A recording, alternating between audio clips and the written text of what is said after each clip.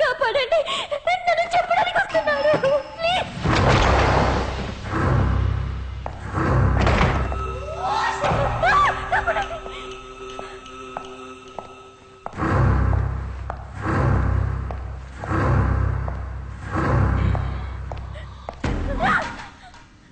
తను చావాల్సిన మనిషి అడ్డు రాకు. రేయ్ గుండు, తప్పుకోరా.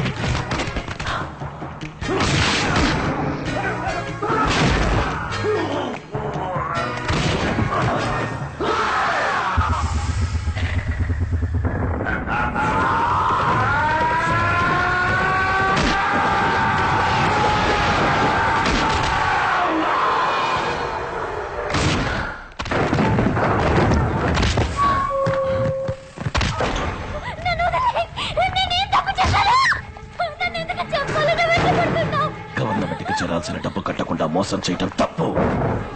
12 లక్షల స్థలాన్ని 8 లక్షల అబద్ధం చెప్పిన పాపానికి రావు రామా. 4 లక్షల బ్లాక్ మనీ ఉంచుకున్న పాపానికి అసిద్ధి పత్రం. ఇవన్నీ నీకెలా తెలుసు? ఏయ్, ఎవరు నువ్వు? రాము కదా? రాము కదా నువ్వు? ఎవరు రాము? నేను అపరిచితుణ్ణి. ఏయ్, అబద్ధం అబద్ధం చెప్తున్నావు. ఇదే గయ నేను రాముడికి చూశాను. నువ్వు రాములో నటిస్తున్నావా లేక రాము నీలో నటిస్తున్నాడా? ఇందులో రము ఎవరు? రాము రము అపరిచితుడు, ఇందులో ఎవరు నిజం? నువ్వు చావబోవడం నిజం. నాకంతా అర్థమైంది. నువ్వు రామువే. నేను నీకు దక్కలేదన్న కోపంతో వేషం మార్చి నా మీద పగ సాధిస్తున్నావు. ఇది శుచి ముఖం, పదునైన ముళ్లతో కూర్చటం. ఇది రౌరవం. చచ్చిపో. ఎందుకు ఇలా పిచ్చి వాళ్ళ ప్రవర్తిస్తున్నావు?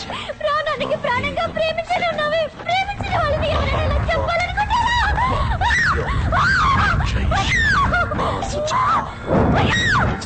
ఎంత అమ్మాయికుల్లో ఉండేవాడివి, ఇప్పుడు హత్య చేసే స్థితికి ఎలా వచ్చావు?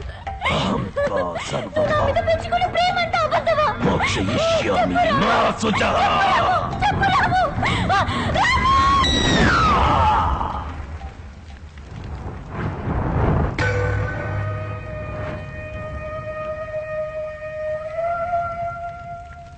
నందిని,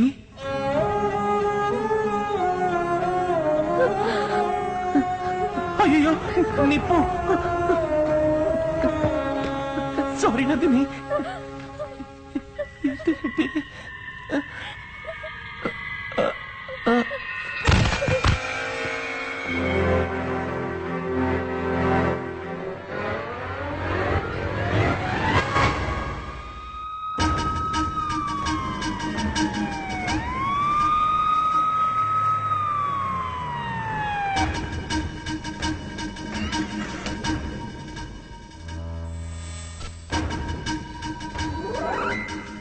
నన్నే చంపాలనుకున్నా డాక్టర్. తను పిచ్చివాడా, దెయ్యమా, సైకోనా లేక నటిస్తున్నాడా? నాకేమీ అర్థం కావట్లేదు డాక్టర్. చూద్దాం, రిగ్రెట్ చేయించి రికార్డ్ మెమరీ థెరపీ ద్వారా కనిపెట్టచ్చు.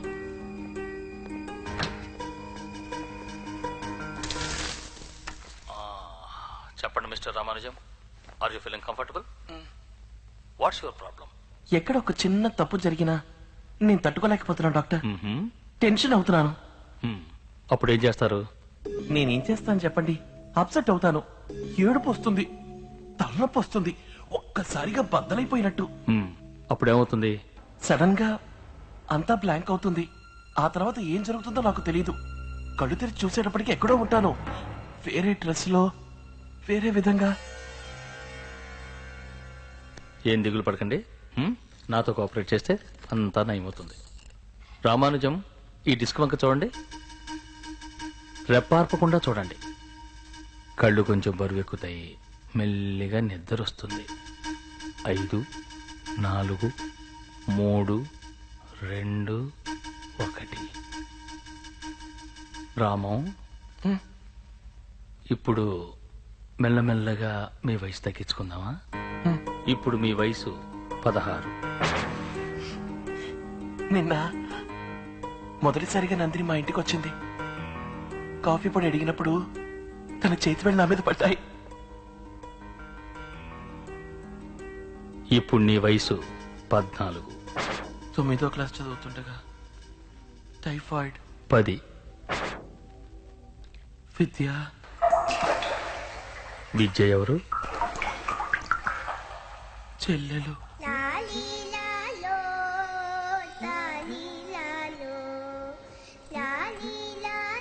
మహా తెలివైంది, తనంటే నాకు ప్రాణం. ఆ రోజు గాంధీ జయంతి, డిబేట్ పోటీ, ఫ్యాన్సీ డ్రెస్ కాంపిటీషన్ కి పెడుతున్నాం. జోరున పెద్ద వర్షం కురిసి ఆగిపోయింది. కళల్లో సంప్రదాయాల్లో గొప్పది ఇండియా, ప్రేమలో మానవత్వంలో ఉన్నతమైనది ఇండియా. ఏం లేనని ఈ దేశంలో, ఈ మట్టిలో పుట్టినందుకు మనం అందరం గర్వపడాలి.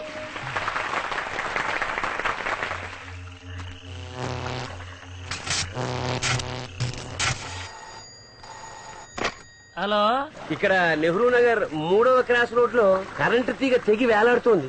లైన్ మ్యాన్ టీ తాడానికి వెళ్ళాడు, రాగానే చెప్తాను.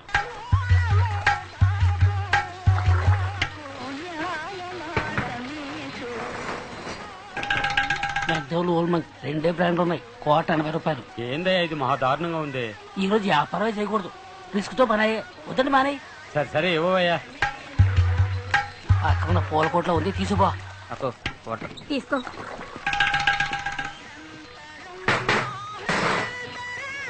సార్ ఇవాళ కొట్టు లీవ్ కదా సార్. ఊరికి యాక్ట్ చేయకరా. మూసేసి పూల కొట్లు బ్లాక్ అమ్మడం నాకు తెలియదు అనుకుంటున్నావా? తీసి మన ఇండియా వంటి దేశం ఎక్కడైనా ఉందా? ఇండియన్స్ వంటి కఠిన శ్రామికులు ఎక్కడైనా ఉన్నారా? గాంధీ జయంతికి అందరికీ లీవ్ ఇస్తారు, మాకు మాత్రం ఇవ్వని అంటారు. అందులోనూ వానాకాలం వచ్చిందంటే చాలు 5 నిమిషాలకు ఒక ఫోను, కరెంట్ అక్కడ కట్టు ఇక్కడ కట్టు అని ప్రాణాలు చేస్తున్నారు. లైన్ మ్యాన్ వచ్చాడా లేదా? చీకటికి వేలాడుతుందండి, ఎవరికైనా తగిలితే చచ్చిపో. హలో,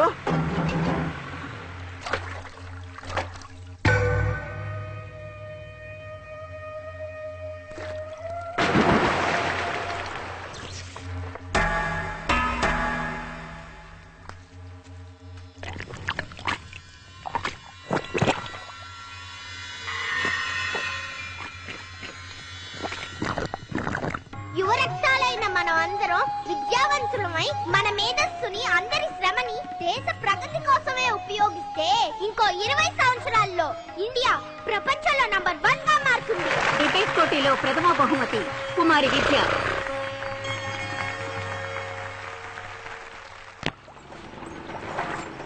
రిక్షా తాత, ఏం నో ఎంట్రీలో వెళ్తున్నావు? తప్పు. కరెంట్ రూట్ లో వెళ్తే చుట్టూ తిరగలుగుతలే.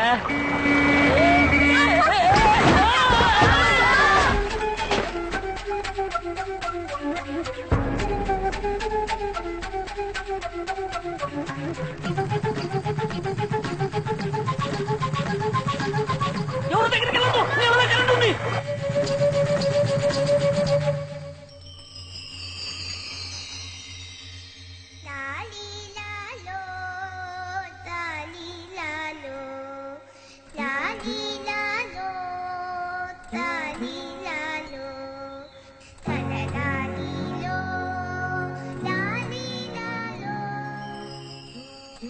ఎనిమిదేళ్లు యువరాన చచ్చిపోయే వయసా? దాని సాగు కారకులైన వాళ్ళందరినీ ఈ కోర్టు శిక్షించే తీరాలి. What is the crime mister Parthasarathy? నిర్లక్ష్యం, బాధ్యతారాహిత్యం. ఎవరెవరిని శిక్షించాలంటారు? ముందు ఆ లైన్ మ్యాన్ ని కంప్లైంట్ చేసిన వెంటనే కరెంట్ ఆఫ్ చేయకుండా ఫోన్ తీసి పారేసి మందు కొట్టు కూర్చున్నాడు. గాంధీ జయంతి రోజున కొట్టు మూయకుండా బ్లాక్ లో బ్రాందీ అమ్మిన కొట్టువాడిని, లంచం తీసుకుని దాన్ని అనుమతించిన పోలీసు వాడిని, నో ఎంట్రీలో వెళ్లిన రిక్షా వాడిని, ఆ రోడ్డును గుంటలు గోతులు పడేంత అధ్వానంగా వేసిన కాంట్రాక్టర్, అక్కడ నీళ్లు నిలిచేంత వరకు ఉంచిన కార్పొరేషన్, అది అప్రూవ్ చేసిన ఇంజనీర్ ని, కాంట్రాక్ట్ పాస్ చేసిన మంత్రిని, తెగిపోయేంత నాశరకం ఎలక్ట్రిక్ వైర్లను తయారు చేసిన ఫ్యాక్టరీ వాళ్ళని, అది అప్రూవ్ చేసిన అధికారిని, అది రెగ్యులర్ గా చెక్ చేయని ఆ ఏరియా సూపర్వైజర్ ని. యువర్ ఆనర్, వీరు చెప్పేది చూస్తుంటే ఆంధ్రప్రదేశ్ ని అరెస్ట్ చేసి లోపలేయాలన్నట్టుంది. ఇది నవ్వాల్సిన విషయం కాదండి, అందరూ లోతుగా ఆలోచించాల్సిన విషయం. అంత మందిలో ఎవరైనా ఒకరు తమ బాధ్యతని సక్రమంగా నిర్వర్తించుంటే నా బిడ్డ బతుకుండేది. ప్రత్యక్షంగానో పరోక్షంగానో దాని చావుకు కారకులైన ప్రతి ఒక్కరూ శిక్షించబడాలి. ఎవరన్నా ఎవరిబడి షుడ్ బి పనిష్డ్. ఇది అసలు కేసే కాదు, విపత్తు. ఉరుమునో పిడుగునో తుఫానో మిత్రులు పాదసారదో నేనో మీరో ఎవ్వరో ఆపలేం. ఎంత స్ట్రాంగ్ గా ఉన్న ఇనపతికైనా తెగి తీరుతుంది. వర్షం కురిపించాడు గనక కావాలంటే వరుణ దేవునికో వస్తామని పంపుతాం. మీరు నిర్లక్ష్యంగా మాట్లాడకండి మిస్టర్ విశ్వనాథ్. బంగారం లాంటి నా బిడ్డని ఈ నిర్లక్ష్యం ఎప్పుడో పెట్టుకుని. మిస్టర్ పార్థసారథి, మీ పట్ల ఇక్కడ ఉన్న వాళ్ళందరికీ సానుభూతి ఉంది. It's a great personal tragedy. ఇటువంటి వైపరీత్యాలని మానవ శక్తి ఎదిరించి ఏమీ చేయలేదు. ఇది ఎవరూ ఎదురు చూడని విపత్తు. దీనికోసం ప్రత్యేకించి ఎవరినీ శిక్షించలేం. Case dismissed.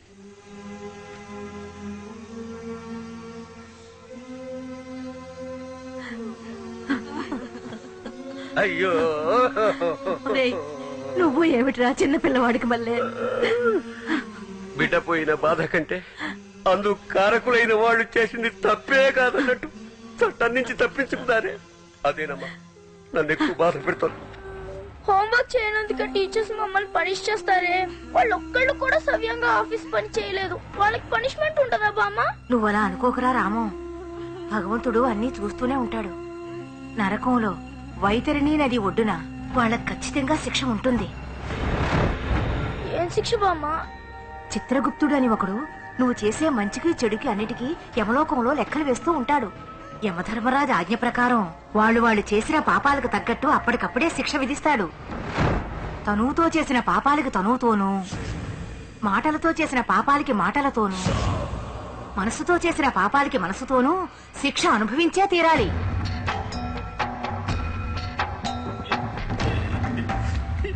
రామం,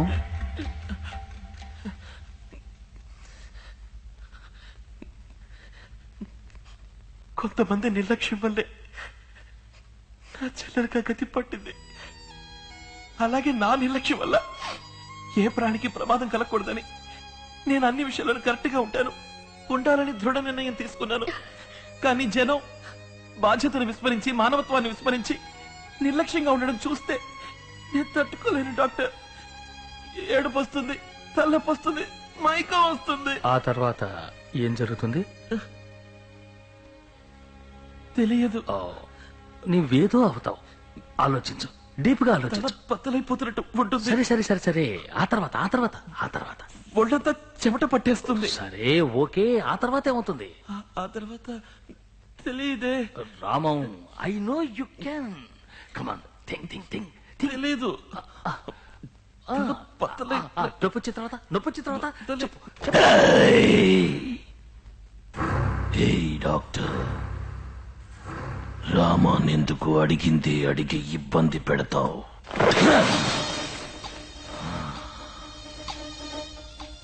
ఇదంతా ఏమిటి? హైటెక్ పెట్టుకుని జనాన్ని మోసం చేస్తూ. మీరెవరు? అపరిచితుణ్ణి. ఓహో, మీకు రామానికి ఏమిటి సంబంధం? రామ అమాయకుడు, జడ పదార్థం, చేవలేనివాడు. ఎక్కడ ఏ తప్పు జరిగినా రూల్స్ మాట్లాడుతూ, కంప్లైంట్లు ఇస్తూ, కేసులు పెడుతూ, ఏడుస్తూ గొడుగుతుంటాడు. వాడు ఏ అన్యాయాన్ని ఆపలేడు. నేను ఆపాలని నిర్ణయించుకున్నాను. ఏ విధంగా? అపరిచితుడు.com అని ఒక వెబ్సైట్ ఓపెన్ చేశాను. ఎక్కడ ఏ అన్యాయం జరిగినా నాకు తెలియజేయమని 15 కార్డులు పంపాను. ఓహో, అవి దేశం మొత్తం వ్యాపించి ఆర్థిక సహాయంతో నా నెట్లోకి పడ్డాయి. ఇప్పుడు దేశంలో ఉన్న అన్యాయాలన్నీ నా డేటాబేస్ లో ఉన్నాయి. వాళ్ళని ఏం చేయాలనుకుంటున్నారు? అది నీకు చెప్పాల్సిన అవసరం లేదు. నేను అడుగుతున్నానని కోపగించుకోకండి. మీరింతవరకు ఎవరినైనా హత్య చేశారా? ఏంటి కూపీలాగుతున్నావా? నువ్వు డాక్టర్వి, కమిషనర్వి కాదు.